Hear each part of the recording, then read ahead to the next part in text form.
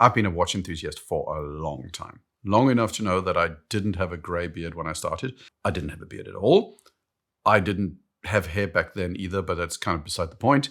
The point, though, is as an enthusiast, I sometimes care about things that normal watch nerds don't and shouldn't care about. I care about ghost states. Normal people with lives don't. So it got me thinking. You're standing there down at the AD considering a watch, and the sales rep is telling you all sorts of amazing things about some watch. What's relevant to pay attention to and what's not? What are watch-related things that are actually important to know or care about for non-enthusiasts and first-time buyers? Let's dive in. Mechanical or quartz? I do actually think it's important to care about mechanical versus quartz. Budget-orientated buyers and non-enthusiasts will always tell you that quartz is cheaper and more accurate, but mechanical has what a combustion engine car has as well. It's nostalgic, it's more tangible, you can see things move, it's got gears and pinions and coils and levers, and all those things are cool. They make for a more romantic experience, and although there definitely are quartz watches that can tug at the heartstrings and be classy, there's just something so authentic feeling about a mechanical watch, even if it is mass-produced. Mechanical isn't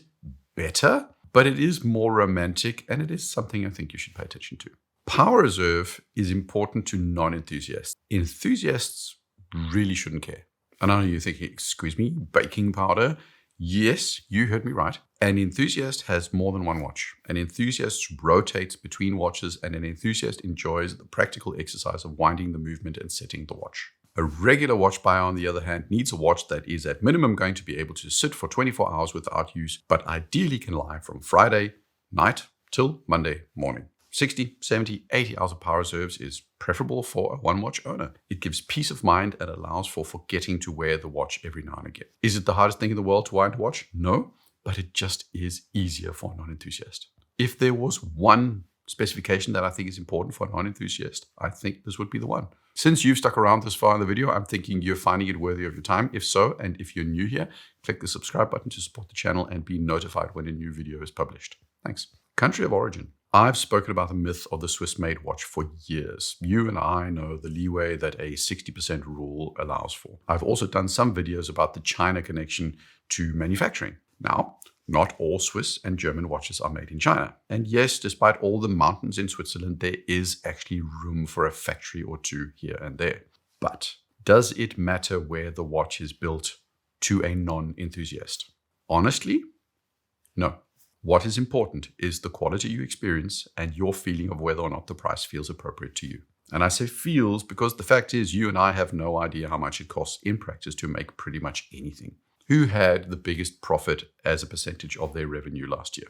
Apple or Swatch? It was Apple by a huge margin, hitting over 36% in profit, where Swatch Group hit 3%. Samsung had a higher profit to revenue ratio than Swatch Group. Costco and Walmart made more money as a percentage of their revenue than Swatch Group. You should definitely do your research if that's your thing, but location is not a good proxy for quality. Made in Thailand does not mean lower quality. It means more profit potentially, but that's it. Terms like Swiss made are not useful for a first-time watch buyer because the level of nuance you need to comprehend is just way too much for the first-time buyer. Water resistance is relevant to a point for everybody, enthusiasts and regular people alike. Generally, though, I would actually say a non-enthusiast should be a little bit more mindful of water resistance than an enthusiast. I know, I'm sounding more and more insane, but I have a reasoning. Those of you who come here regularly clearly spend way too much time obsessing about watches. So you know that 100-meter water resistance could mean it's a watch that can go all the way to 100 meters. You also know that it could mean that you can get it wet while washing dishes. And in some extreme cases, it means don't wear it if there's a chance of high humidity. You're also likely cynical by nature, so you're going to err on the side of caution in all situations. You are likely taking your JLC Master Control Ultra Thin off the wrist when washing dishes, regardless of whether or not it has 30, 100, or 300 meters of water resistance. You also have a more or less intuitive understanding of what resistances different types of watches have. So you don't have to obsess about the actual number because you know a thin manual wind dress watch from a luxury brand is at best going to be splash resistant, or at least should be treated that way if you are unsure. But if you're a one-time or first-time watch buyer, you need to pay attention and read the fine print. Buy something with a good rating relative to your use case and know exactly what actually applies. If you're unsure, jump off a boat and start sinking. If your watch fills up with water before you do, not too good. If it's the other way around, doesn't really matter anymore. Manual wind is not better than automatic. Manual wind is more inconvenient because you have to wind it manually. Manual wind can be a little bit less robust. Power reserve is typically a little bit worse, as is accuracy. But you typically get a thinner watch, and sometimes the movement looks nicer, and it's not the most important thing at all to think about in the first watch. Far from it. In-house, manufacture. These terms are completely irrelevant for a first-time buyer. Why? Because initially they are loaded marketing terms with no set regulated definition. Free range for chickens in the US means that there's an outside area for a chicken. There is no limit to how many chickens can be in that outside area or how big the outside area is. In-house can mean a fully self-manufactured, homemade artisanal watch, and it can mean Far East sweatshop with slave labor and dangerous machines. Both are in-house. Manufacture is a pretentious way of saying they do their own designs and development to some degree. But at the end of the day, it's just a marketing term. Just take ETA that supplies movements to a large part of Swatch Group. They're exclusive to Swatch Group, so they are in part in-house for Swatch. Under that, Longines have exclusive ETA calibers, but Longines don't make them themselves. The term in-house just isn't useful when standing down at the AD for the first time. So ignore it. If you go down the enthusiast or collector route, then these things are going to begin to matter because that's where you gather the nuance and begin to understand who are in-house in a good way and who are in-house in a meaningless way. How long the watchmaker has existed also is not in itself a useful piece of information. It's romantic, yes. Is it useful? No. With buyouts and resurrections and just changing ownerships, how long a company has been around isn't necessarily a guarantor of having good watches right now. Hot take, quick release bracelets are not important for non-enthusiasts. I stare far too much at other people's wrists. Some people stare at other body parts, but for me, it's wrists. And few sane people switch watch straps on their one watch. Their Submariner is never, ever going on a NATO. And Rolex knows this. There's a reason they don't even bother to finish the underside of the case at the lug and horns. It's because they don't see a scenario where a little bit of extra curvature will ever be needed for NATO straps. Omega does this, on at least the models I have at least. Options are great, but for a one-time buyer, quick release is more or less pointless. In the office I work at, I have noticed 2 people that change their straps. 2. The rest wear the same strap or bracelet all the time. Warranty is important. Most countries mandate at least 1 year warranty. A lot of them mandate 2. Longer warranties are typically a good sign that the company has confidence in their products. In a sea of empty marketing jargon, the warranty does a reasonable job of indicating quality. And above $3,000-$4,000, I do more or less, I expect 5 years or more.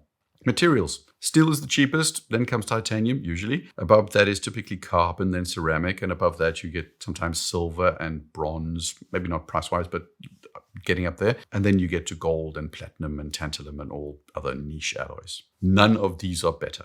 The extra cost of these things in part relates to the cost of the raw material. It also relates to the cost of working with the materials, but mainly they are used to price the watches differently and to make more profit.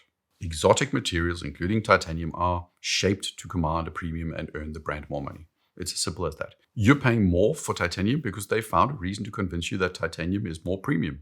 And sure, this doesn't apply to the people that have a nickel allergy, but for the vast majority of people, materials are just tiered in terms of how they are priced for profit and are in no way an indicator of quality.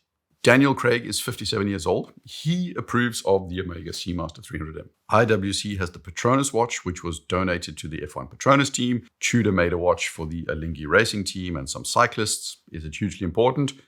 Good God, no. If the sales rep starts talking about who the brand is sponsoring and which movie the watch was worn in, just slap him several times. Big old Batman slapping Robin style slap. And responsible people just shouldn't go around getting their nipples twisted. That's all I'm saying.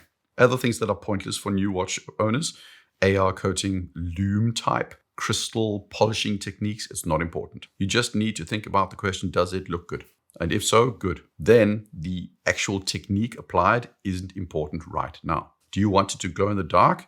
If no, lume is not important. If yes, get it with lume. Preferably without an aftermarket Chernobyl solution, but you do you. Is brand name important? Yes, but not for the reason you think. You all know the kind of ranking system that us YouTubers and other people use. We've got the D tier for the most god-awful watch brands, and then you've got the progressively better tiers, so C and B and A, and finally you get to S, or God tier, for the very best brands with the very best watches. And this is how you should actually use our tiering system. First, you buy a watch you like, and then you show it to your friend.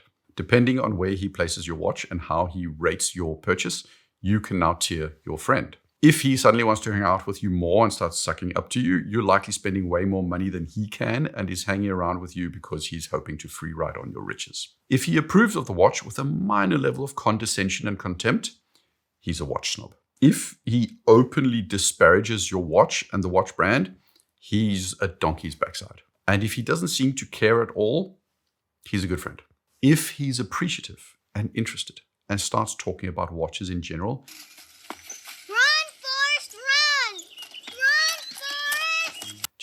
stay away. He's a watch nerd and he will drag you down with him. Dump him, save yourself and your bank account right now. Stick to people who don't care about these watches. It's the best thing for you.